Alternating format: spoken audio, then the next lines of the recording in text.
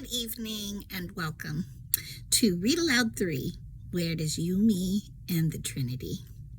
And we have been reading in the book of Ezra, and I've been attempting to read every day, but I have not made it every day this week. Hey, it's the second week of the first month of the year. There's always room for improvement. So we'll try again this next week that starts tomorrow. We're going to be reading chapter 5 of Ezra. Chapter 5. At that time, the prophets of Haggai and Zechariah, son of Iddo, prophesied to the Jews of Judah and Jerusalem. They prophesied in the name of the God of Israel, who was over them. Zerubbabel, son of Shealtiel, and Jeshua, son of Jehozadak, responded by starting again to rebuild the temple of God in Jerusalem. And the prophets of God were with them and helped them. But Tatanai, governor of the province west of the Euphrates River, and Shethar Bozenai and their colleagues soon arrived in Jerusalem and asked, "Who gave you permission to rebuild this temple?" But because now this is sounding, hold on. I was pretty sure we were on Ezra chapter 5. But this sounds very familiar. Yeah, we know who gave them permission. And I talked about it in the they said, hey, we have a record, remember? So I don't know if you joined me for my last video, but I remember talking about that, which makes me think that we finished chapter 5, and I was just backward. I think it may have posted backwards. So that I looked and saw that the last video looked like it was chapter 4, but it wasn't. So let's get past chapter 5 to chapter 6. 6th day of the week. Not the 6th day of the month, but the 6th day of the week. So that's pretty cool. So the subtitle on chapter 6 says, Darius approves the rebuilding. So they proved to have given them the go-ahead. I remember that from that last chapter now. So King Darius issued orders that a search be made in the Babylonian archives. Okay, so we're in process with this, which were stored in the treasury. But it was at the fortress at Ecbatana in the province of Media that a scroll was found. This is what it said. Memorandum. In the first year of King Cyrus's reign, a decree was sent out concerning the temple of God at Jerusalem. Let the temple be rebuilt on the site where Jews used to offer their sacrifices, using the original foundations. Its height will be 90 feet, and its width will be 90 feet. Every 3 layers of specially prepared stones will be topped by a layer of timber. All expenses will be paid by the royal treasury. Furthermore, the gold and silver cups, which were taken to Babylon by Nebuchadnezzar from the temple of God in Jerusalem, must be returned to Jerusalem and put back where they belong. Let them be taken back to the temple of God. Next subtitle. Verse 6. So King Darius sent this message. Now, therefore, Tatanai, governor of the province west of the Euphrates River, and Shethar Bozenai, and your colleagues and other officials west of the Euphrates River, stay away from there. Do not disturb the construction of the temple of God. Let it be rebuilt on its original site, and do not hinder the governor of Judah and the elders of the Jews in their work.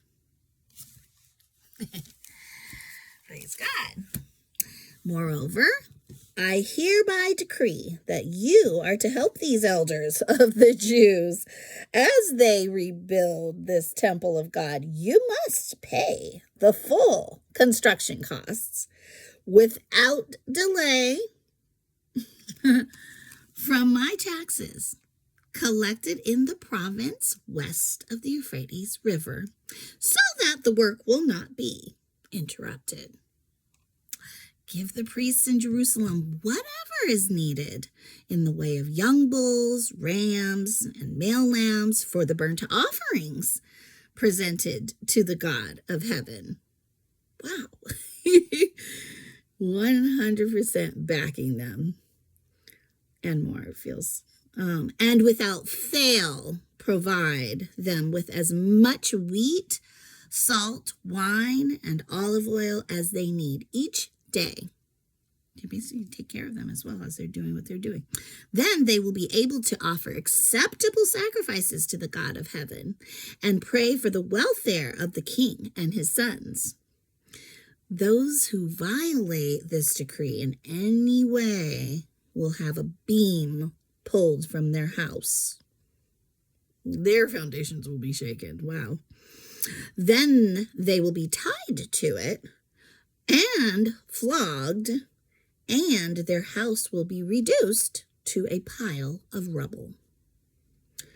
May the God who has chosen the city of Jerusalem as a place to honor his name destroy any king or nation that violates this command and destroys his temple. I, Darius, have issued this decree. Let it be obeyed with all diligence. Woo! And let him know, didn't he, without a shadow of a doubt, what needed to take place. Much to their chagrin, I would say. The temple's dedication. Verse 13. Tetanai, governor of the province west of the Euphrates River, and Shethar-bozenai and their colleagues complied at once with the command of King Darius. So the Jewish elders continued their work, and they were greatly encouraged by the preaching of the prophets Haggai and Zechariah, son of Iddo. The temple was finally finished, as had been commanded by the God of Israel and decreed by Cyrus, Darius, and Artaxerxes, the king of Persia.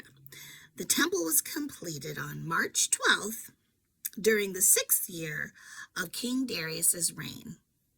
The temple of God was then dedicated with great joy by the people of Israel, the priests, the Levites, and the rest of the people who had returned from exile. During the dedication ceremony for the temple of God, 100 bulls, 200 rams, and 400 male lambs were sacrificed, and 12 male goats were presented as a sin offering for the 12 tribes of Israel. Then the priests and Levites were divided into their various divisions to serve at the temple of God in Jerusalem, as prescribed in the book of Moses. Celebration of Passover. On April 21st, the returned exiles celebrated Passover. The priests and Levites had purified themselves and were ceremonially clean.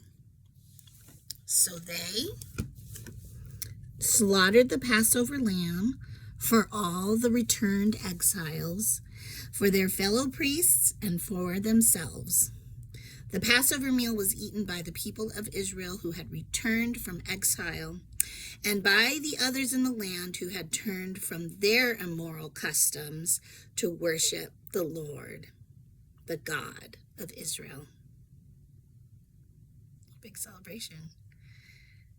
Then they celebrated the festival of unleavened bread for 7 days.